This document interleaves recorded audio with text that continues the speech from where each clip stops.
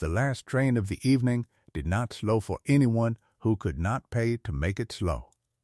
Ingrid Halvorsen stepped down onto the plank platform of a High Plains, Nebraska rail town called Ansgar in the autumn of 1888 with a canvas satchel in one hand and her dead father's forging hammer wrapped in oilcloth and laid across her shoulder like a yoke she had carried so long she longer felt the weight of it.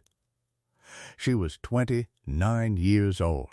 She had ridden 3 days in the cheap cars on a ticket that took the last of her money, eaten hard bread from her own pocket, slept upright against the window glass, and answered a plain worded advertisement she had read 4 times over to be sure of every word, because the words in it were going to decide the shape of the rest of her life.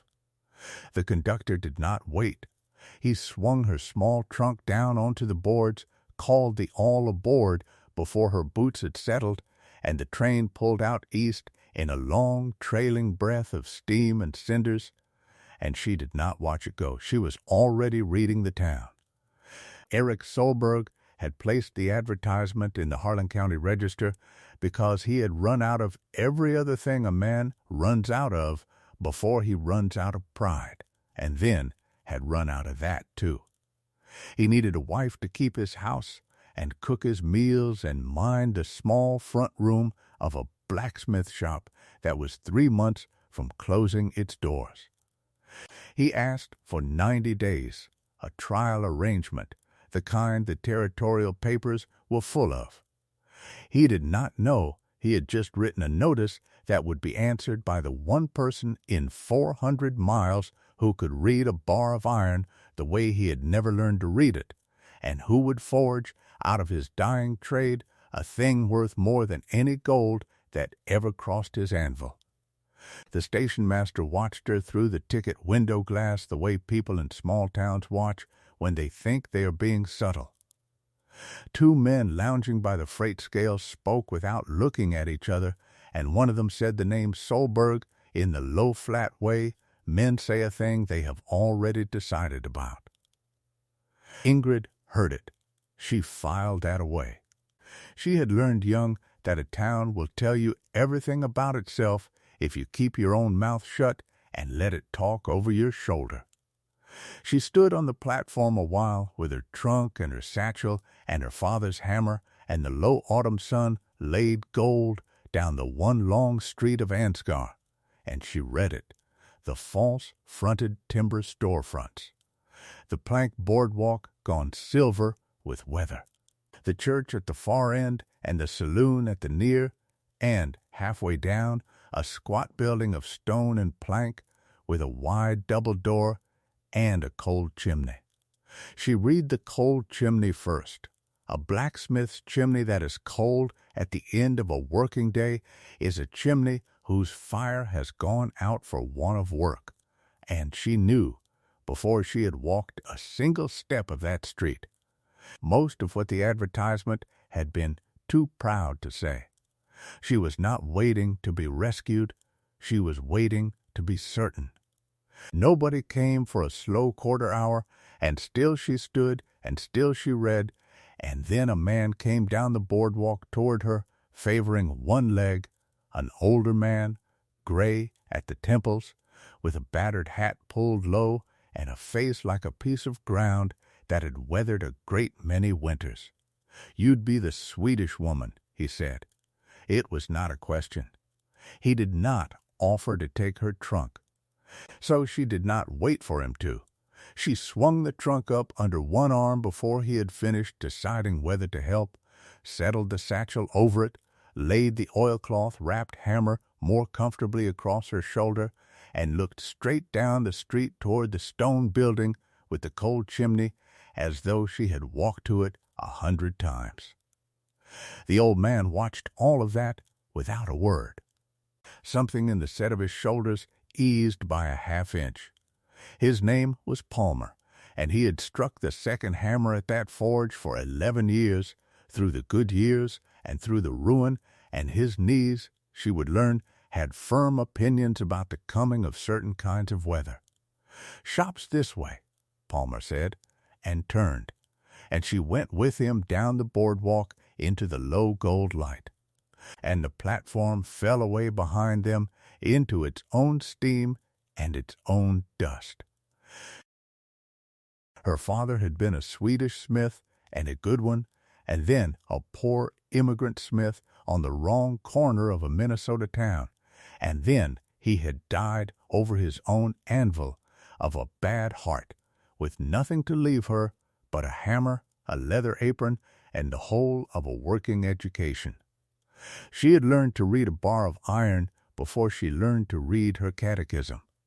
She had learned to read the color of heating steel, straw, and bronze, and cherry, and orange, and the pale singing yellow that meant it was ready, before she could read a clock. She had learned to read a broken tool and know from the break whether it had failed from bad iron or bad making or only from honest use, and she had learned to read a customer the way other people read weather.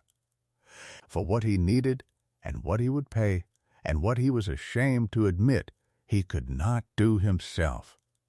None of it had been worth $1 to anyone, because a woman at a forge was a thing the world had decided did not exist, and a woman who knew iron better than the men who sold it was a thing the world would rather not know about at all. She had let the world think so. It had always been cheaper than arguing. The shop came up slow. It was a good building, stone-founded, built by somebody who had expected a larger trade than the one currently inside it, and everything about it told her the same story the cold chimney had told her from the platform. The forge fire was banked low and going gray. The tools on the wall were good tools hung in the wrong order, the way a man hangs them when he has learned the trade by watching rather than by being taught. The coal pile was low. The iron stock was low. And on the sorting bench, in a row, lay a dozen finished pieces that had not sold.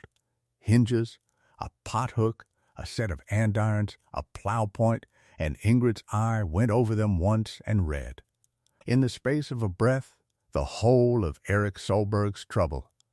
The work was honest. The work was strong. And the work was slow and heavy and a little clumsy, made by a man who could make a thing hold together but could not make it hold together beautifully or quickly or cheaply, and so every piece on that bench had lost him money in the making and would lose him more sitting there unsold. Eric Solberg came in from the back, wiping his hands on a scorched rag. He was lean and weathered, several days unshaven, and his dark eyes were tired in the particular way of a man recently and repeatedly defeated. His jaw was set with the stubbornness of somebody who had been failing at something for months and had not yet found a way to stop trying. He favored his right shoulder, the shoulder a smith favors when the arm has swung a hammer too long against work that would not come out right. He looked at the woman in the doorway and at the oilcloth bundle across her shoulder and at the plain set of her face, and something crossed his own face that was not welcome and not unwelcome. It was surprised that a person had actually come. "You're the one answered the notice," he said. Short, flat, he did not offer his hand. "I am," she said. It was nearly the first thing she had said aloud all day. "It's 90 days," Eric said. "Keep the house, cook, mind the front room when a customer comes and I'm at the fire. I can pay what the notice said and not $1 over, and I'll tell you plain it's less than the work is worth. And I'll tell you plainer that the notice was more hopeful about this place than the ledger is." He said the last part looking at the floor, because it shamed him, and because he was a man who let true things land even when they cost him. Ingrid set down her trunk. She looked at the banked fire, and the good tools hung wrong, and the low coal, and the row of honest heavy work that had not sold. And she looked last and longest at the anvil, a good anvil, better than the man who owned it seemed to know. And she said 90 days, and she carried her satchel through to the back room to see where she would be keeping house. The house told her more than the man had. It was 2 rooms behind the shop, a cook stove gone half cold, a rope bed with a single blanket folded with a plainness that was almost military, 10 cups, a clay jug, 4 tins on a shelf, and 3 of them near empty. And over the mantel, on 2 pegs, a woman's shawl, folded, and a small pair of iron scissors, well oiled, a dead person's things. Kept clean by a living person's grief. Ingrid looked at the shawl and the little scissors, and she understood something about the house, without a word being spoken. This was a place that kept the belongings of the dead in good order. That told her the people here had loved somebody, and had not forgiven the ground, or the fever, or the winter for taking her.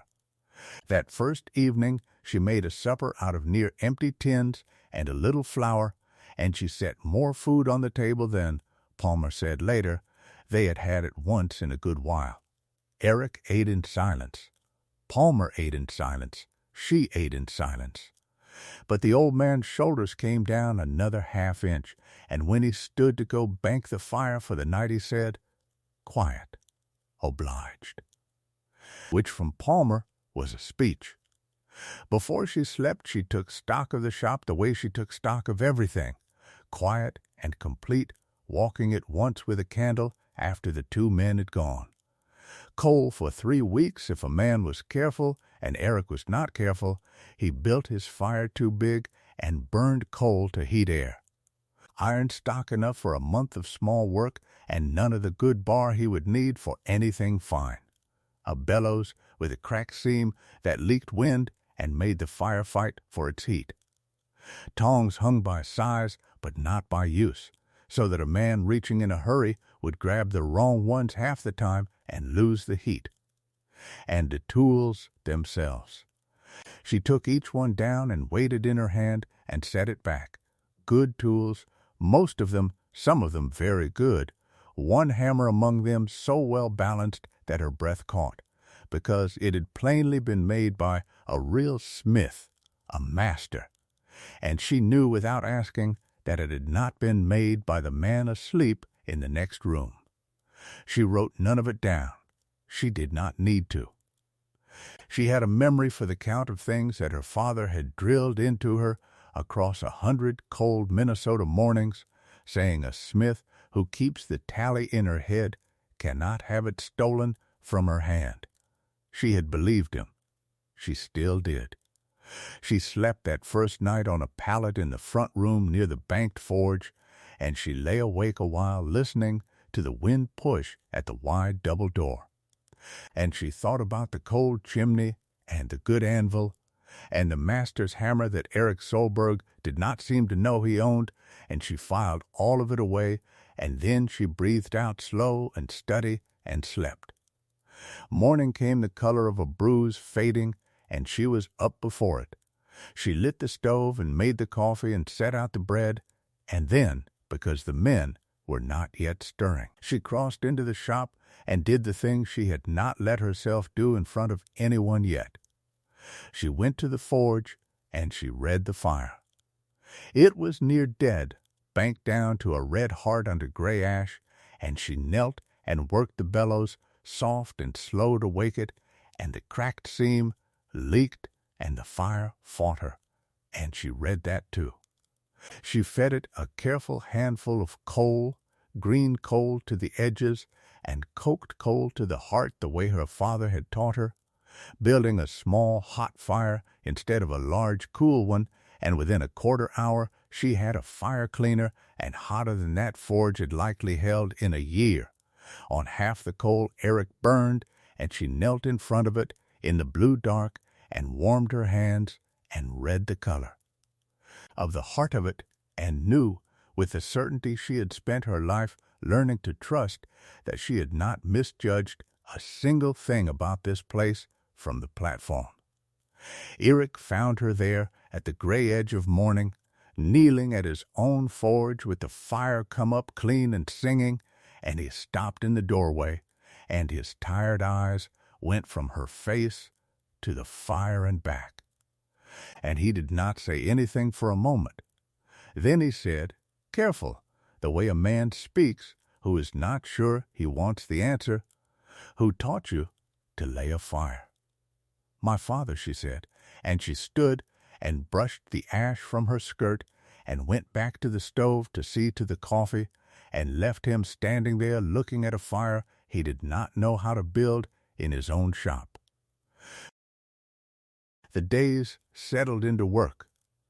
She kept the house and cooked the meals and minded the front room, all the small things the 90-day notice had asked for, and she did them well and without fuss.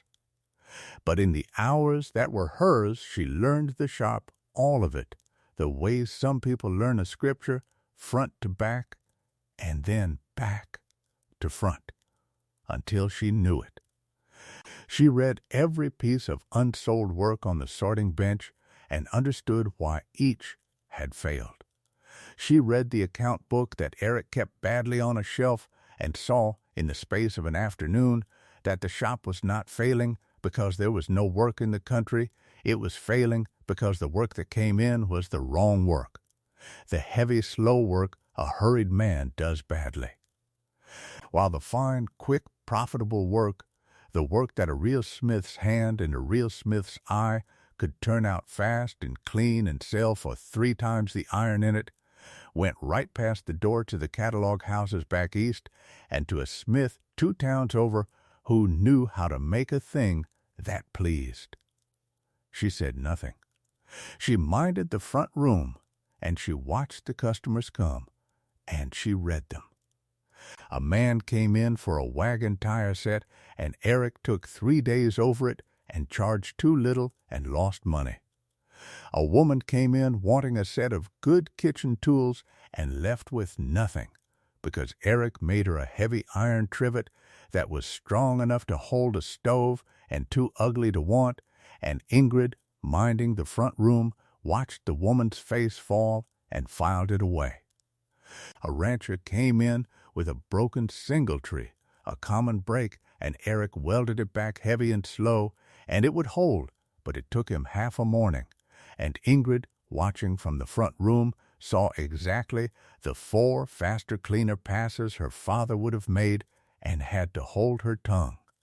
And holding her tongue cost her, because she had spent her whole life being right about iron in rooms where no one would let her say so out loud.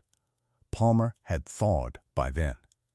He had thawed, he told her once, the first morning, seeing her wake that dead fire on half the coal. "Anybody can swing a hammer," Palmer said. "Not everybody can talk to a fire." He took to lingering after supper.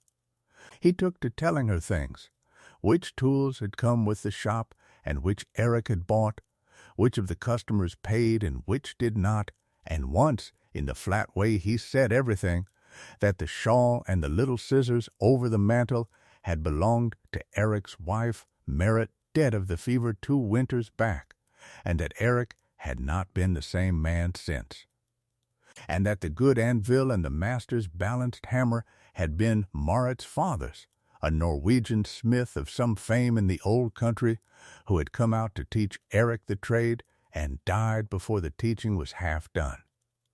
Palmer did not know he was handing her the whole story. He was only an old man talking to the first person in 2 years who set a full table and listened without needing to be looked at. Ingrid took the master's hammer down again that night, alone after the men had gone, and weighed it in her hand and understood it now. A Norwegian master smith come to teach a trade to a grieving man and dead before the lesson was done. Erik Solberg had inherited the tools of 2 masters and the training of neither. He had the anvil and a hammer and a shop, and he had been left, both times, right at the place where the real teaching would have begun. He was not a bad smith, he was an unfinished one, And an unfinished smith on the frontier in a hard year is a man 3 months from closing his doors. Exactly as the cold chimney had said from the platform. She still said nothing to him. She was certain now, but certainty is not the same as being heard, and she knew that a grieving man told he had never truly learned his own dead wife's father's trade would hear an insult where a woman meant a rescue. So she waited. She kept the fire clean each morning before he woke, and let him find it burning right, and never once said she had built it. She minded the front room, and sold the ugly trivet at last by talking up its strength to a man who needed strength and not beauty, and put the coin in the box, and said nothing. She carried what she knew like a bar heating in the fire, and she waited for the color to come up right before she drew it out. Because a thing drawn from the fire too soon or too late is a thing spoiled, and she had never in her life spoiled a heat she had the patience to read. It cost her to wait.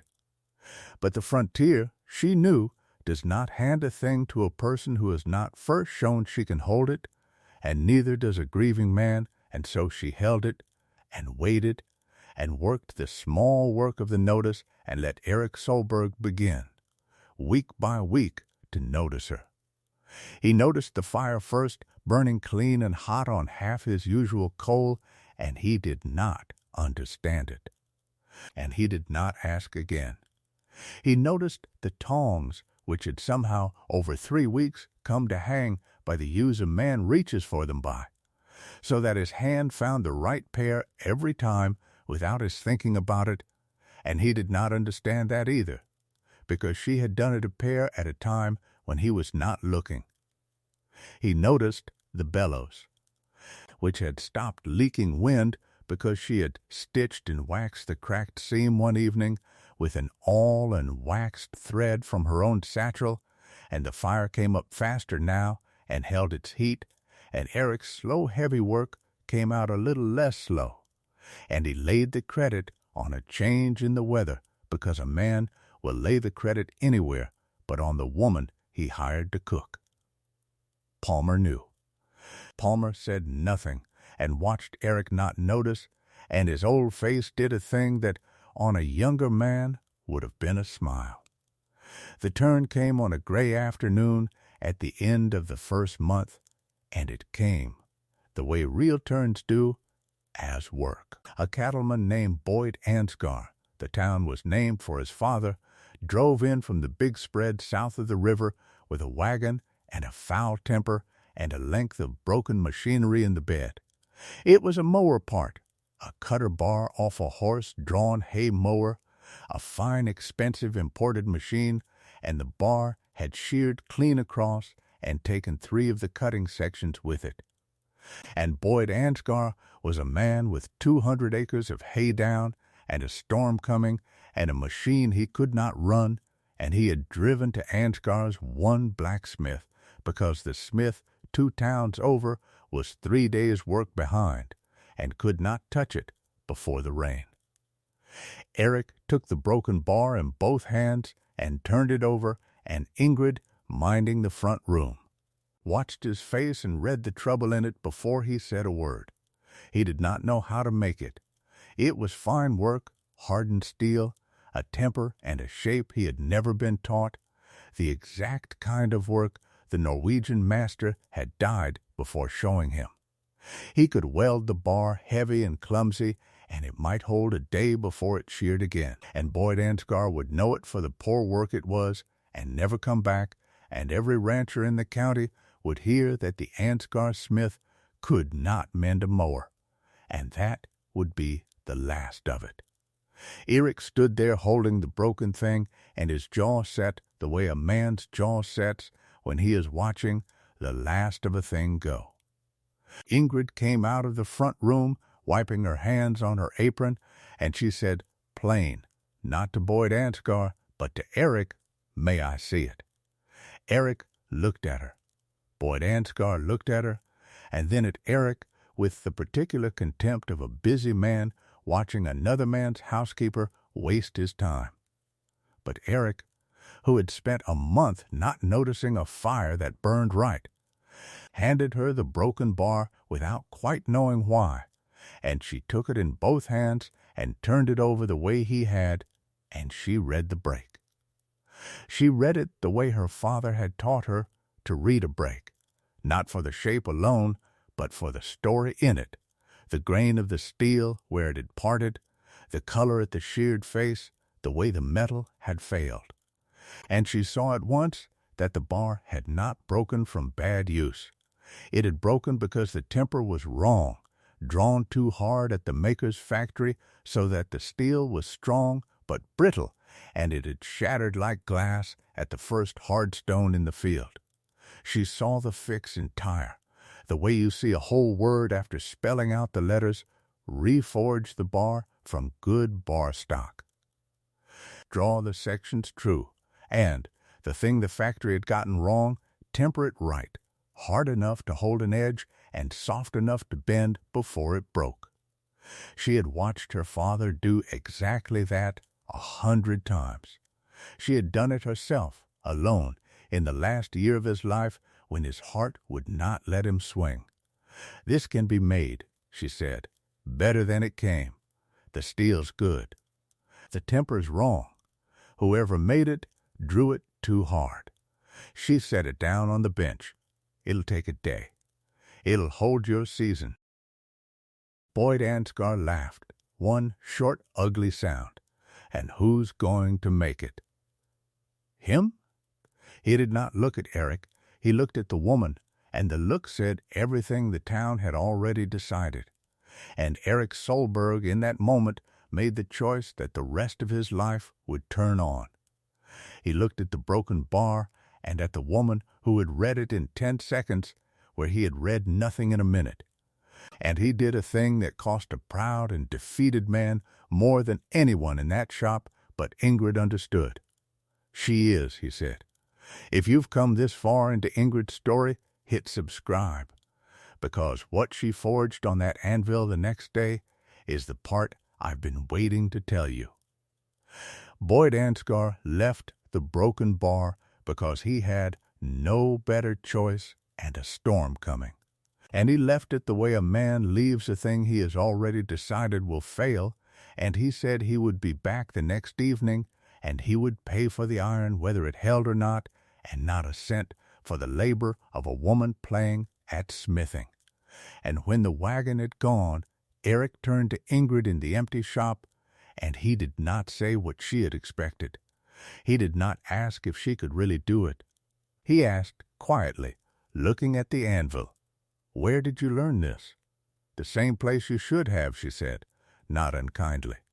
"At a good smith's elbow, every day, from before I could read." She looked at him steady. "My father was a smith. I struck for him from the time I could hold the hammer, and I finished for him the last year when his heart wouldn't let him swing. I have made this exact repair. I know the temper the factory missed." She paused and gave him the rest of it, because he was ready to hear it now. "You have a master's anvil and a master's hammer, and you were never finished being taught. That's not a fault in you. That's a death that came too soon. But the trade's still here, in these tools, and I can read it, and I can finish what nobody got to finish teaching you. If you'll let a woman stand at your fire." Eric Solberg was quiet a long moment. He looked at the shawl and the little scissors he could not see from the shop, but knew were there over the mantel, and he looked at the master's hammer on the wall, and he looked at the woman he had hired to cook and keep house, and something moved behind his tired eyes that was the beginning of a different kind of looking. "Show me," he said. She forged the cutter bar the next day, and Eric stood at the fire and watched, and Palmer stood in the doorway with his hat in his hands like a man in church. She built the fire her way, small and hot and clean, and she chose the bar stock, and she read the color of the heating steel, straw, bronze, cherry, orange, the pale singing yellow. And she drew the bar true under the master's balanced hammer, and every blow landed where she meant it and did the work of 3 of Eric's.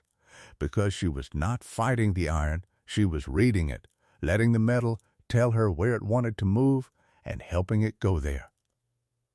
She shaped the cutting sections and set them true. And then she did the thing that no one had ever finished teaching Eric Solberg to do. She tempered the steel, heating it and quenching it and drawing the temper back by the running colors along the polished metal, watching the pale straw chase down to bronze and catching it at the exact breath between too hard and too soft, so that the finished bar would take a stone in the field and bend a hair and spring back instead of shattering like glass. When it was done, it was a better bar than the factory had made, and both men knew it, and Eric ran his thumb along the true clean edge of it and did not say anything, because there was nothing to say that the bar was not already saying. Boyd Ansgar came back the next evening with his contempt still on him, and he took the bar and he ran his thumb along it the way Eric had, and his contempt faltered. He fitted it to his mower in the shop yard by lantern light while the first of the storm wind came up, and it ran true, and he cut a test swath of the tall grass by the road, and it held. And he came back into the shop with a different face than the one he had left with. "Who made this?" he said. "She did," Eric said. Boyd Ansgar looked at Ingrid a long moment, and then he did a thing that turned out to matter more than the money, though the money mattered too. He took off his hat. "I've got a dozen of these breaking every season," he said, "mine and my neighbor's, and the fool machines come from back east, and the temper's wrong on the half of them. I've been buying new bars off the catalog at $4 and waiting 6 weeks for them in the middle of the cutting." He looked at the true bar in his hands. "You make these and make them right, and I'll bring you every one that breaks in this county, and I'll tell every man south of the river to do the same." He paid for the iron, and then he paid for the labor too. Over Ingrid's word that he need not, because a man who has watched contempt turn to respect in his own 2 hands does not like to owe it. And he drove off into the rising storm with a mended machine, and the storm broke over Ansgar that night, and Boyd Ansgar's 200 acres of hay came in dry, while his neighbors rotted in the field. All because a cold chimney had been read right from a rail platform by a woman the world had hired to cook. That was the turn, and it did not announce itself, and it changed everything. Because Boyd Ansgar kept his word. He sent the broken bars, his own and his neighbors', and he sent the neighbors themselves. And he told every man south of the river that the Ansgar smith could mend a mower better than new and faster than the catalog, and the work began to come, not the heavy, slow, ugly work that had been killing the shop, but the fine, fast, profitable work that a real smith's hand could turn out clean. The work that Ingrid could read and shape and temper in a morning and sell for 3 times the iron in it. Cutter bars, mower sections, plow points drawn to a true edge and tempered to hold it. Fine kitchen tools, at last the good hooks and trivets and knives that the ranch wives had been buying from the catalog because Eric's had been too heavy to love. Made now light and strong and pleasing under a hand that had read a woman's disappointed face across a front room a month before and filed it away. And Eric Solberg learned. That was the second turn, and it was quieter, and it mattered more. Because Ingrid did not do the work and hide it the way the world would have made her do it. She did it at the fire beside him, and she taught as she went the way her father had taught her, one heat at a time. And she finished, blow by blow and color by color, the teaching that 2 dead masters had begun and not lived to complete. She showed him the small hot fire on half the coal. She showed him the running colors of the temper, the pale straw chasing down to bronze. And where to catch it. She put the master's balanced hammer in his hand and stood at his shoulder and taught him to read the iron instead of fighting it, and his right shoulder, that had ached for years from swinging against work that would not come out right, stopped aching, because he stopped fighting. She never once told him he could not. She only showed him how he could until he did. The winter of that year came early and came hard, the way the high plains winter does, and it brought the darkest hour, and it came, as real trouble always comes, as work. A hard freeze rolled down in the last week of November, and with it a bank in the county seat called the note that Eric had signed against the shop 2 years before in the bad time to keep the doors open. The winter merit died. A real sum, the last overreach of a grieving man passed forward to the man he now was, come due in the dead cold, with the ground iron hard and the roads closing, and no way to make in 6 weeks the money that a year of failure had not made. Ingrid did not weep, and Eric did not despair, because that is not how these people met hardship. They met it with competence, in the cold, without speeches. She sat with the badly kept account book on the table between them one long freezing night. The lamp turned low to save oil, and she read it the way her father had taught her to read any account. Not for the numbers alone, but for the mind behind the numbers, and she showed Eric what the shop could now do that it could not do in the fall. She showed him the price of a catalog cutter bar and the 6-week wait, and the price they could charge to make one better in a day, and she counted, in her head and then on the page for him to see. How many broken machines lay in barns across that county right now, frozen and useless, that every rancher would want mended and sharp before the spring cutting. We don't have 6 weeks to make the money, she said. We have 6 weeks to make the machines. The money comes at the thaw, all at once, when every man in the county needs his mower and his plow ready for spring, and only one shop can make them right. But he'll pay for the promise now, if the promise is good, and ours is. She turned the book to face him. We take the work in on account through the winter. Half down. We forage all winter in the cold, you and I and Palmer, and we go to the bank with the order book full and the down payments in hand.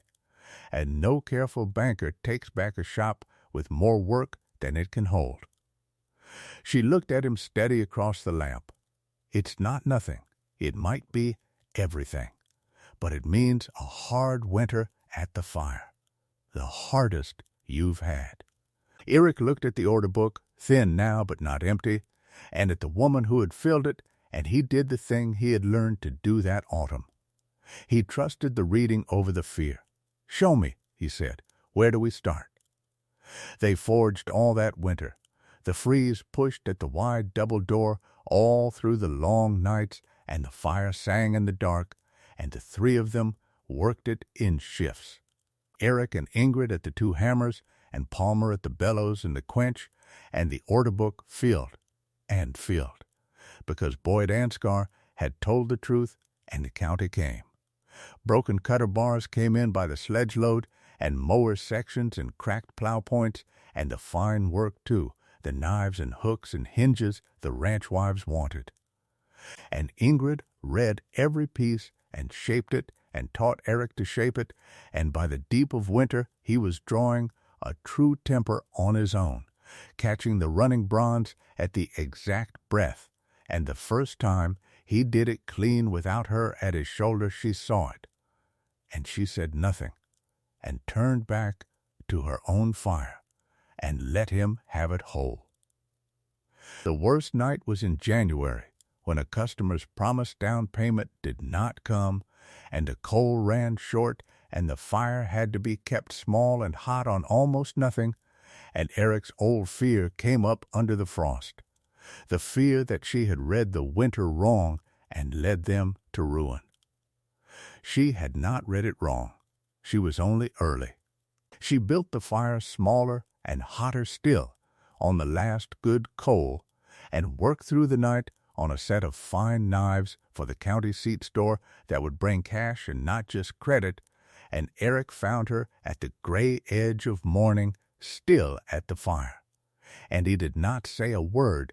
He only took off his own coat and put it around her shoulders over the leather apron that had been her father's, and took up the second hammer. And the two of them worked on into the dawn, not speaking, and it was, though neither said so, the closest thing to a proposal either of them had yet made. The thaw came in the last week of March, and it came the way she had said it would come, all at once. The roads opened and the county came for its mended machines.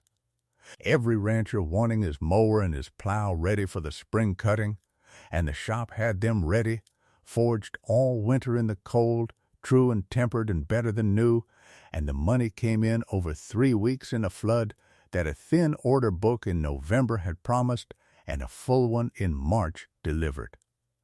Ingrid packed the finished work and kept the count in her head and set the coin in the box. And the box filled the way it had never filled in the years Eric had worked that forge alone.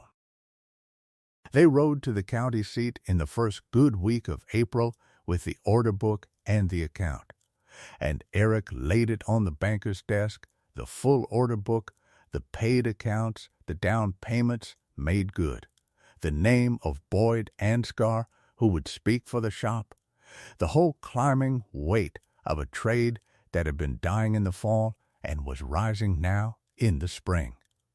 And he did a thing he had not been able to do in 2 years of grief. He did not explain what the shop had lost. He explained what it could now make. The banker, a careful man, listened, because careful men extend notes to trades that are climbing, and any banker with eyes could see the climb in the full book and the good coin and the county's word. The note was extended. They rode home in the early spring dark with the shop saved and the winter beaten, and somewhere on the county road Eric said, not looking at her, "You could have told me the first week. About the fire. The temper. All of it. I could have," Ingrid said. "Why didn't you?" She thought about how to say it true. A grieving man told he was never finished learning his own trade hears an insult where a woman means a rescue, she said finally. "I wanted you to hear the rescue, so I waited until you could hear it." She looked out at the dark, cold plains going by.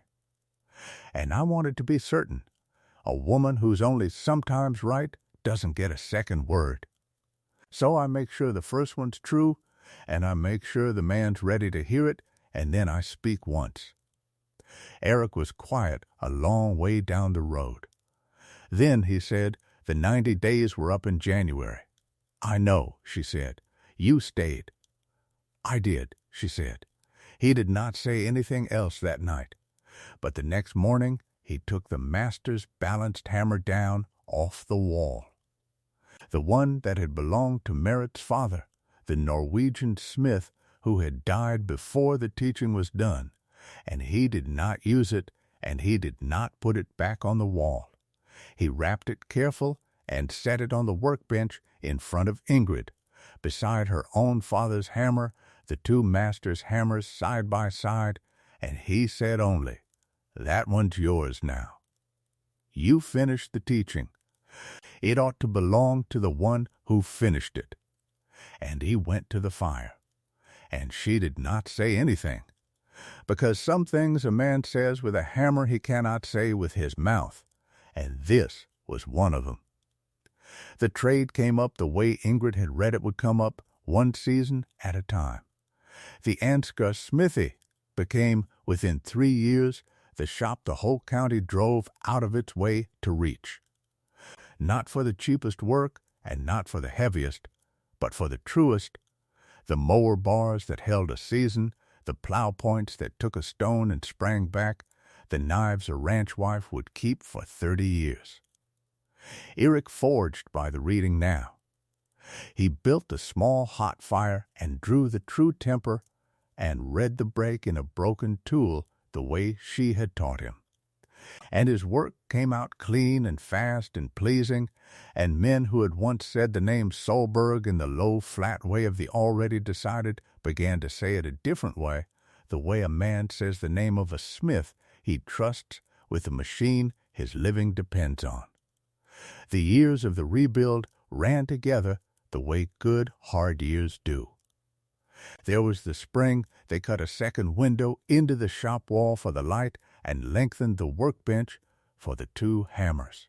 There was the summer a catalog house back east, hearing of the Ansgar temper, wrote asking would the shop forge cutter bars on contract for the whole territory, and Ingrid read the contract at the plank table by lamplight the way her father had taught her to read any account, and found the trap in the 5th clause where the catalog house meant to own the making and pay for the iron.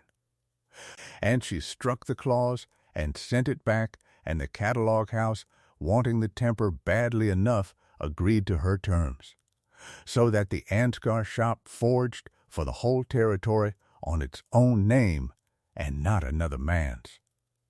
There was the autumn Palmer's knees at last retired him from the bellows, and the shop took on 2 young men to strike and taught them the trade whole, the fire and the color and the temper, so that the knowing would not die with the hand that held it. There was the milk cow and the garden and the second stove, and the day the station master's wife, who had once watched Ingrid through the ticket window glass, walked down the boardwalk to ask the Swedish woman plainly what she thought the winter would do, and listened to the answer. Eric and Ingrid married in the spring of the 2nd year, quietly, without much said, the way everything true on that place got done. There was no speech. He had never been a man for speeches, and she had never needed one. He asked her plainly, standing at the cooling anvil one evening with his hat in his hands, and he did not dress it up, and she would not have believed him if he had. He said only that the 90 days had been up a long while now, and he did not want to count days any more. She said she did not either.